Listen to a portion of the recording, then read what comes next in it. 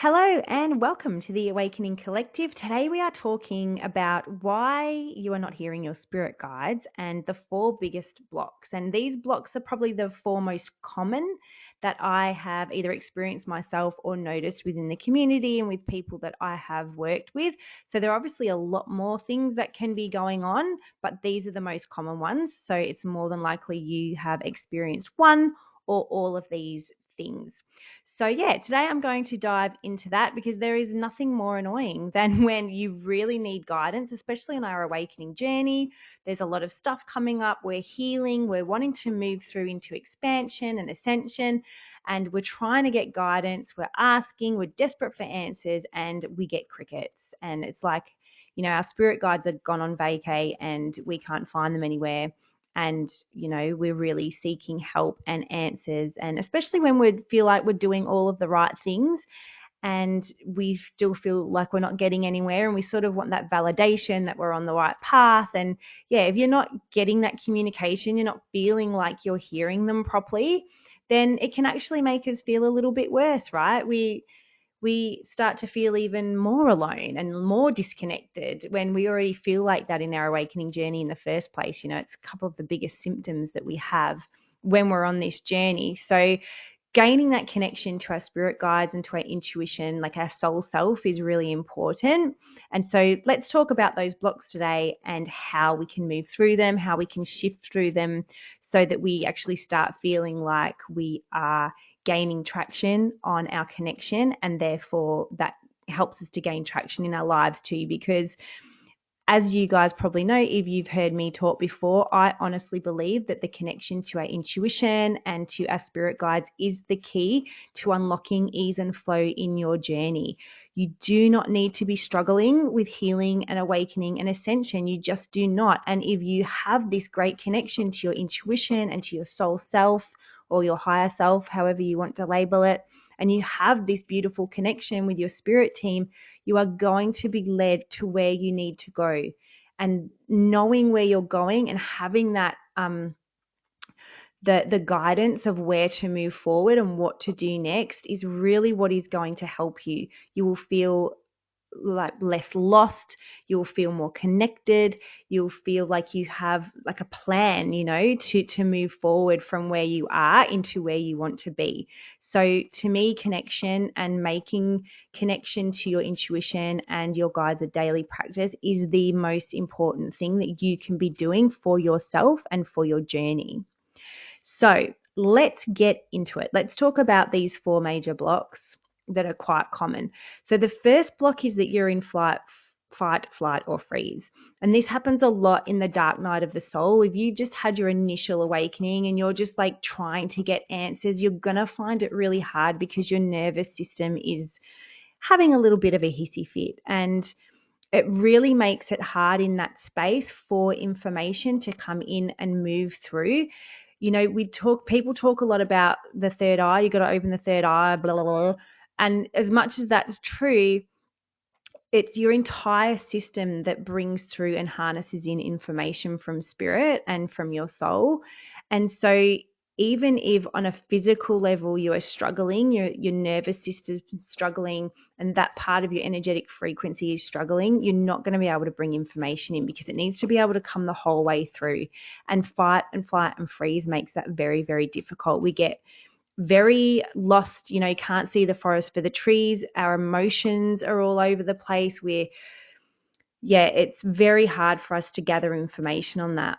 So when we're in this space of this dark night of the soul, or if you're having a massive ego death, or there's some trauma that's happening within your life and you're in this space, what do we do to fix it and to start getting clearer messages? First of all, you kind of have to just surrender it and let it go, because with your body in this space, the best thing that you can be doing is letting all of that be and just show yourself compassion and love, and show your body compassion and love.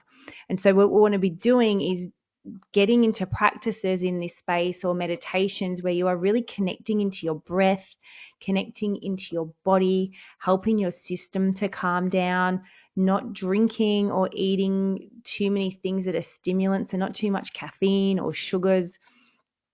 so that your body has a chance to settle and recalibrate and calm down and come back into balance.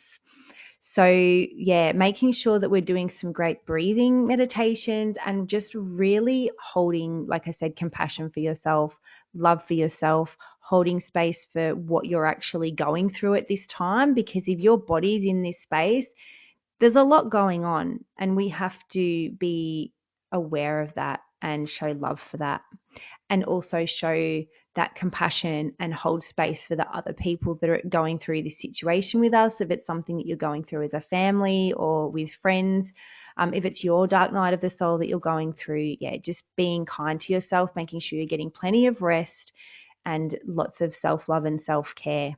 And once this part is started sort of calming down, then you can worry about whether you're getting messages or not. In this space, it's more important to be connecting into yourself, your own energy field, and like I said, just clearing out and holding space for those emotions and what's going on. So that's the first one. The second block that I see a lot is just trust and second guessing yourself. So this just shows up as you saying things. It's more of that mindset of, oh my gosh, like, this doesn't make any sense. I'm no good at this. What kind of a message is that? I can't be getting that right, or I must be making that up because that just doesn't mean anything to me. I'm not sure what that is. So yeah, we're just sort of not trusting that the things that we're feeling, seeing, receiving are real. And this just basically comes from the fact that you probably don't practice it enough, that you haven't, been doing it very long, that it's not something you've been concentrating on working on very long.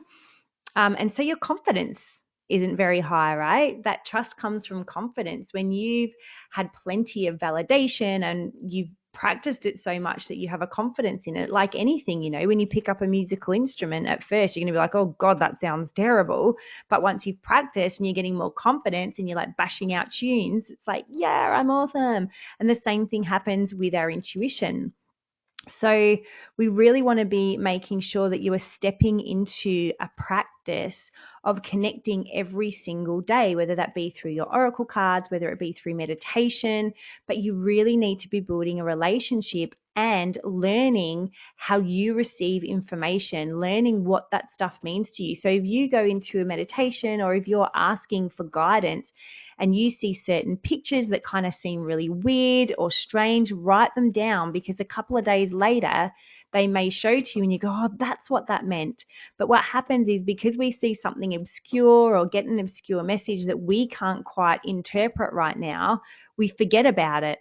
And then when something comes up in that 2 days later, we don't notice it because we haven't sort of kept it in mind, if that makes sense. So just making sure that you're making it an everyday practice, that you're writing down things that come through to you, and start really working on your power center. But like I was just saying before, like, we focus so much on the third eye chakra, but really trust and intuition is in your power center.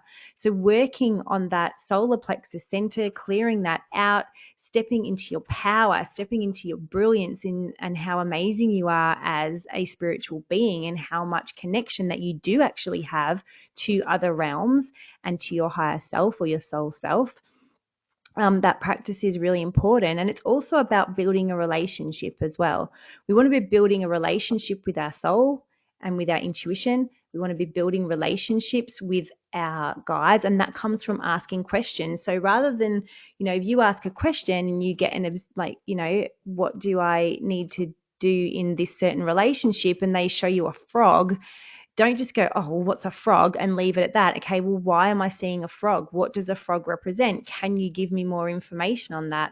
Learn to sit and ask questions and sort of probe further into what that message might mean. Or can you give me a feeling?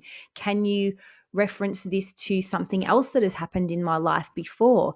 So always making sure that we're asking questions and really actually taking the time to develop our skills. And that will help with your trust. It will stop you from second guessing, because you'll have more confidence in what it is that you are actually bringing through.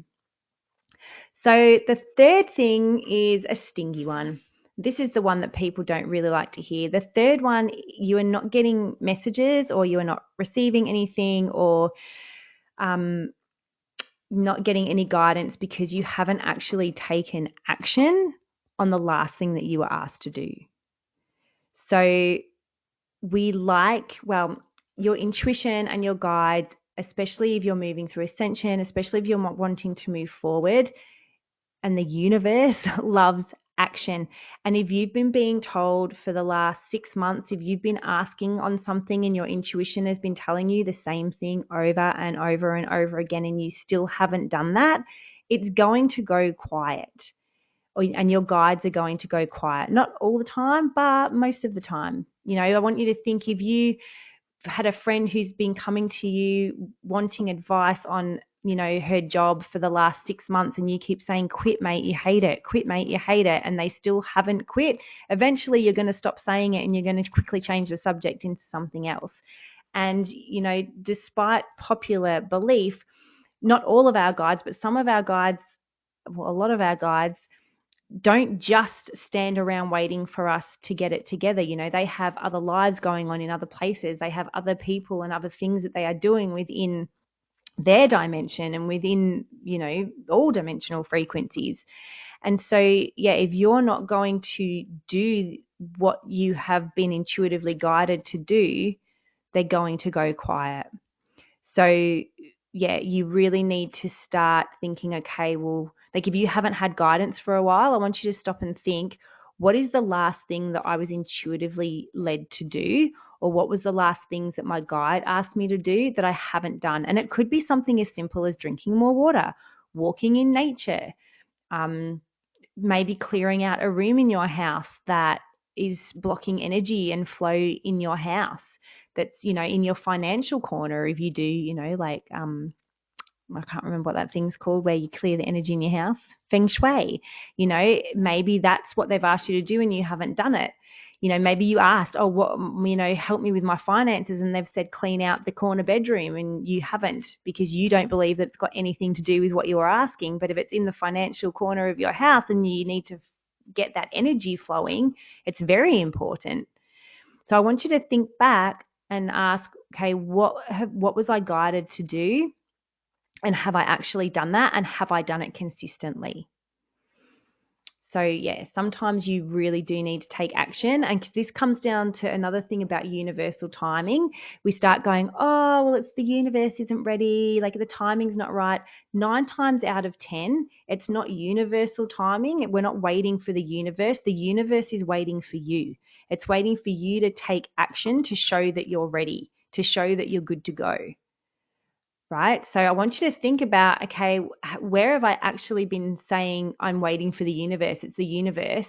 Have I actually taken action on that thing when I was guided to? Okay? So it's just kind of taking that personal responsibility as well in that, which we don't like doing, do we? Really? Let's be honest. So that's number 3. Now, the last one I want to talk about is spiritual blocks. So spiritual blocks are all about past life stuff. We've got witch wounding, we've got lives that we lived where we were, ostracized for being a certain way when it comes to our spirituality, because maybe we predicted things, or maybe we foresaw things, or healed things, healed people in a more miraculous spiritual way.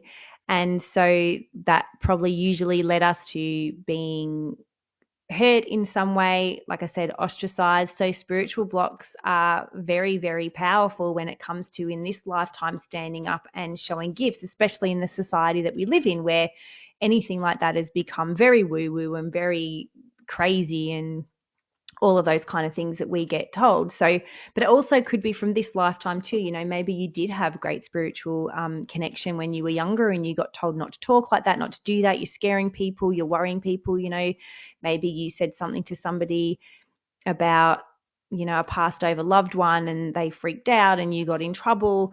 So we really want to be looking back at those types of spiritual blocks and beliefs, because, like I said before, our connection is about navigation. Our connection is about us living the best life that we can. It's about bringing in joy and abundance and all of the beautiful things we put forth to experience in this lifetime. So if you have beliefs that life is meant to be hard, that you're not supposed to be happy because you don't want to be happy, you feel guilty thriving when others aren't, that, life's all about struggle, that's going to actually stop you from wanting to connect because you feel bad about thriving in your life. So we want to have a look at all these little niggly, really quiet and subtle and sneaky spiritual. When I say spiritual, that's when I talk about like the things that we need to heal, like the trauma, the beliefs. We need to have a look where that is hindering us stepping into our power. And again, it all comes back to that solar plexus. The fourth dimensional frequency is the solar plexus, and that's where all our healing is. That's where we're tied into karma. It's where we hold our emotional stuff. It's where we hold our beliefs. So this solar plexus center is really, really super important for connection.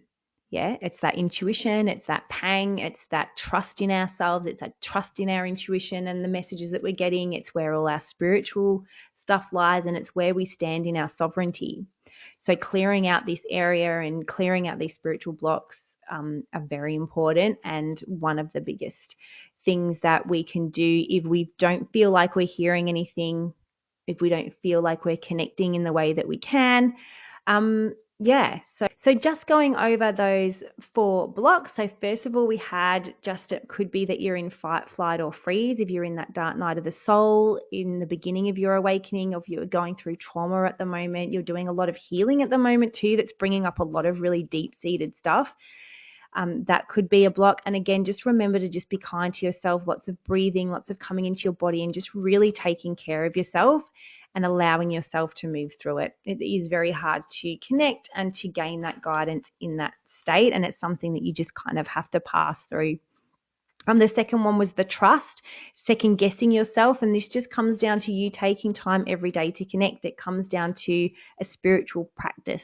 It comes down to building a relationship with your guides, really tuning into and learning how to have a relationship with your own soul and to work with your own energy, understand your own emotions.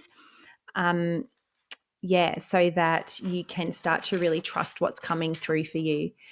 The third one was the fact that you're not taking action. So I want you to think back, when was the last time I got an intuitive hit, but I didn't do anything with it? I didn't actually take that action. I didn't go to the forest. I didn't hand in my resume. I didn't have that conversation. I haven't been drinking more water, whatever it is that you need to be doing, because sometimes we're not being given information because we're in a time of integration, and action work together. So as you start acting on something, it begins integrating into your frequency, and we don't always get a lot of downloads in that time. And that's okay. That's just the process. That's just what it is. It doesn't mean you've lost it. It doesn't mean all of a sudden everyone's disappeared. It just means you're in a time of action and integration. And then there's the spiritual blocks.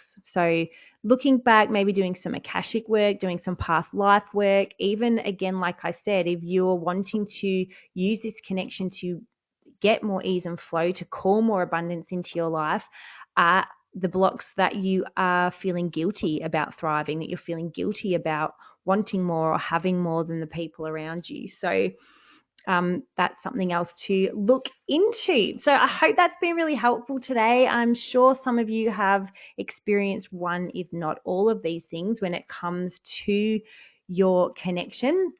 So that wraps up our podcast for today. And if you are ready to deepen your connection to your spirit guides, I've created something just for you. It is the Ultimate Spirit Guide Connection Bundle, and it includes a guided meditation to meet your spirit council, a galactic art activity to harness in some light language and some beautiful art from those galactic connections.